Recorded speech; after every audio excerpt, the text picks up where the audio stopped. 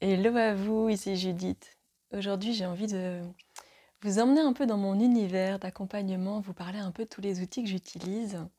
Alors, vous l'aurez certainement compris, j'utilise avant tout l'énergie pranique, comment on peut débloquer notre potentiel et diffuser ce potentiel plus largement dans notre corps, comment on peut apprendre, réapprendre, mais de manière complètement intuitive, pas du tout mentale, expérientielle, j'ai envie de dire, de manière expérientielle, comment on peut réapprendre à nos cellules à se nourrir du prana qu'il y a en nous et autour de nous. Pour ça, j'utilise les processus au liquide, donc pendant une durée de 15 ou 21 jours, on va ne se nourrir exclusivement que d'aliments liquides, avec des calories quand même pour soutenir le corps. Et puis la densité, ça peut être très light, très léger, comme du jus de fruits, en allant vers du plus dense, comme un smoothie, ou du bien dense si on a besoin de soutien émotionnel, vers des purées, des choses comme ça, mais pas de morceaux. Ça peut être aussi des choses sympas comme des glaces, des mousses au chocolat et puis des laits végétaux. Voilà, il y a une multitude de recettes et de manières de garder du plaisir, mais vraiment dans un esprit très léger et toujours liquide. Donc ça, ce sont les processus au liquide autour de l'énergie pranique. À côté de ça, et autour de ces processus et pendant ce processus, j'utilise beaucoup ce qu'on appelle la médecine de la parole. Donc comment chaque personne va pouvoir venir se déposer au sein d'un groupe avec toute la bienveillance et le cadre sécure qui aura été posé en amont, c'est-à-dire il n'y a pas de commentaires, il n'y a pas de conseils non sollicités, pas de jugement, il y a une confidentialité qui est de mise et chaque personne va pouvoir à chacun son tour déposer ce qu'il a besoin de déposer, ce qui a besoin d'être dit, avec une écoute bienveillante, une écoute totale. Et voilà, il peut vraiment se déposer. Et puis, moi, voilà, je fais un retour si j'en ressens le besoin. Et souvent, je n'appelle pas du tout mon mental dans ces moments-là, mais vraiment mon cœur et mon intuition. Et voilà, s'il peut y avoir des messages, des choses que je vais avoir envie de dire, c'est plutôt parce que c'est l'intuition qui me l'aura guidée. Ce que je peux utiliser aussi, c'est de faire miroir, en fait, de revalider et redire à la personne un peu qu'est-ce qui a été dit et pour que la personne s'entende, entende ces paroles qu'elle a déposées pour que ça ancre et que ça amène encore plus de conscience. Donc ça, c'est quelque chose que j'affectionne tout particulièrement, que j'utilise dans tous mes accompagnements. J'utilise aussi, vous l'avez deviné, les soins énergétiques, un peu ambiance chamanique, mais voilà, c'est ce qui me vient de manière complètement intuitive. Je me revendique pas chamane, j'ai pas fait de formation en ce sens, tout ça c'est voilà, c'est ce qui vient. Soins énergétiques, ça peut être même durant une petite visio de groupe, tout d'un coup je vais sentir qu'il y a un petit soin qui voilà qui a envie de s'inviter, donc ça peut être cette forme-là ou voilà des moments beaucoup plus longs et j'en propose déjà sur YouTube tous les mois. J'aime beaucoup aussi utiliser les rituels, donc tout ce qui est autour d'amener de manière symbolique ce qu'on a envie de voir se transformer dans la matière. J'utilise aussi beaucoup les éléments, l'eau, le feu, etc. dans ces rituels. Je commence à être assez créative avec ces rituels et puis voilà, à trouver des idées de gauche à droite. C'est toujours un moment qui est un petit peu sacré et en même temps un peu créatif, un peu festif. J'aime beaucoup ça.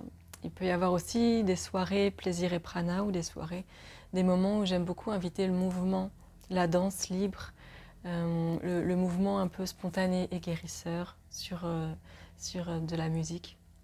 Je trouve que ça aide beaucoup à revenir dans le corps, à revenir à la conscience de ce qui se passe en nous et à la libération, à beaucoup de douceur, à revenir dans le plaisir de notre incarnation.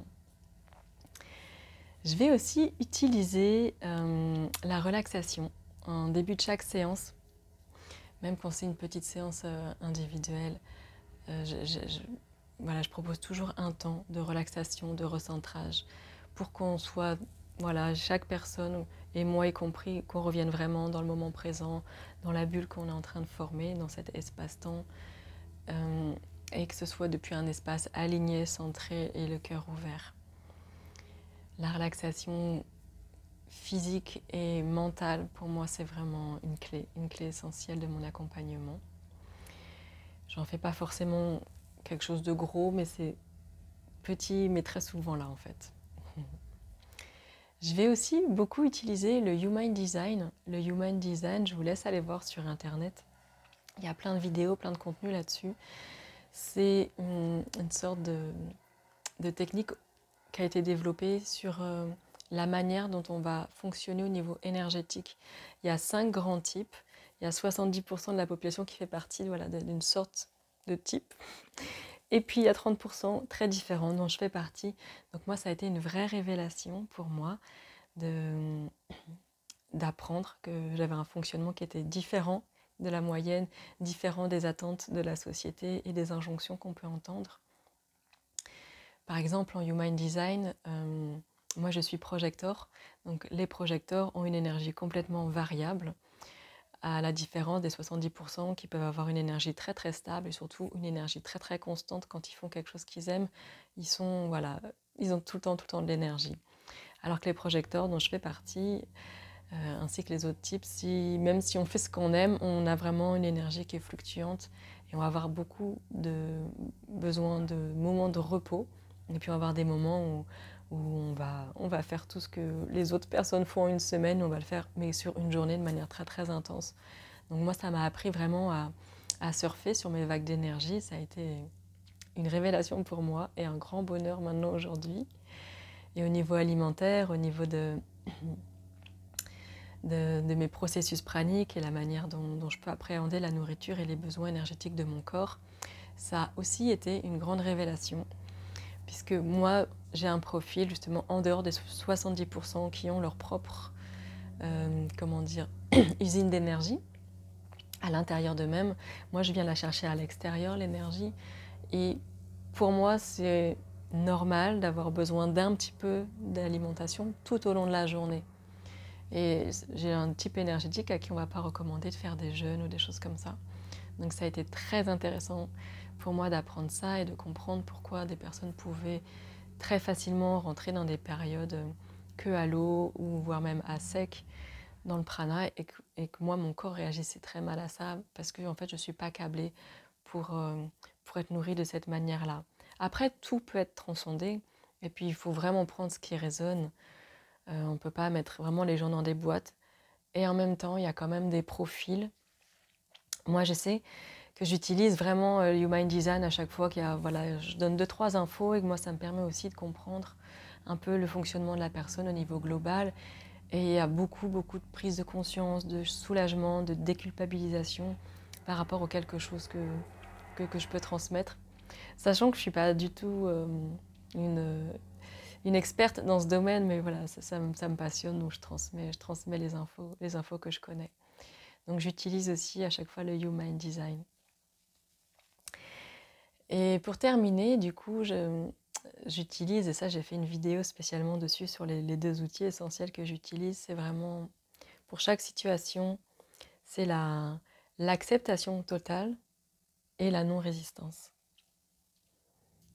Et une fois qu'on s'est chopé en train de résister, pas accepter, et qu'on se dit ok j'accepte et je ne veux pas résister, et puis de sentir un peu ce malaise qui est là, d'utiliser la visualisation de la cascade de lumière que je transmets assez régulièrement, qui est juste d'accueillir en fait le flot de la vie qui ne demande qu'à couler en nous et que nous bloquons avec un mental qui est trop agité ou des contractions physiques dans le corps.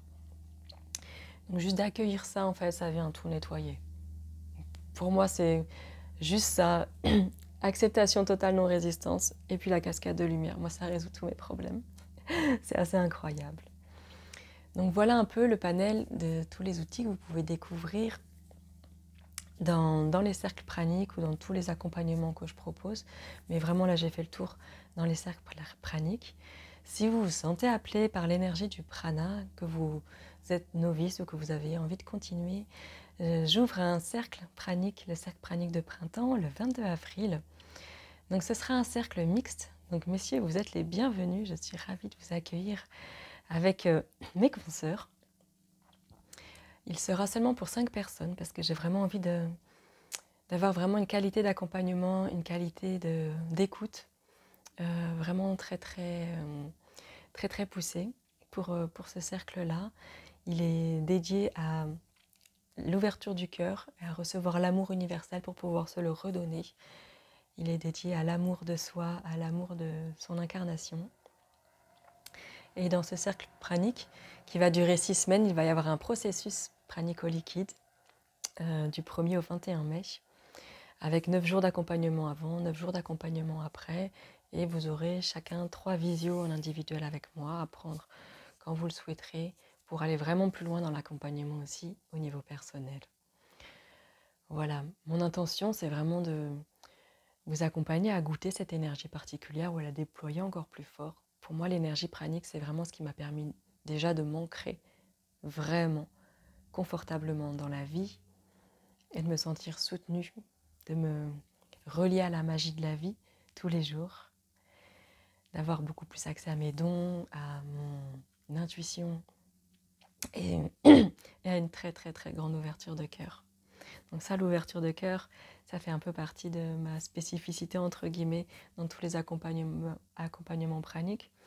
Tout le monde ne bénéficie pas d'une grande ouverture de cœur lors de leur voyage pranique. Moi, j'ai cette chance-là et c'est quelque chose que je vibre et que je transmets. Du coup, juste par ma présence aux personnes qui font le chemin avec moi. Donc c'est un grand bonheur pour moi d'accompagner les personnes à ouvrir encore plus leur cœur, recevoir l'amour universel et se le redonner pour vraiment être dans l'amour de soi, l'acceptation de toutes nos parts. Une fois qu'on s'aime complètement, tout va bien. Il n'y a plus rien d'autre à faire, juste à suivre tranquillement le chemin qui nous est proposé. En tout cas, c'est tout ce que je vous souhaite. Si vous avez envie d'avoir plus d'infos, si vous voulez vous inscrire, vous avez le lien sous ma vidéo pour accéder à la page avec toutes les explications sur ce merveilleux cercle de printemps qui s'en vient. Je vous envoie toute ma lumière, tout mon amour. Je vous dis à bientôt.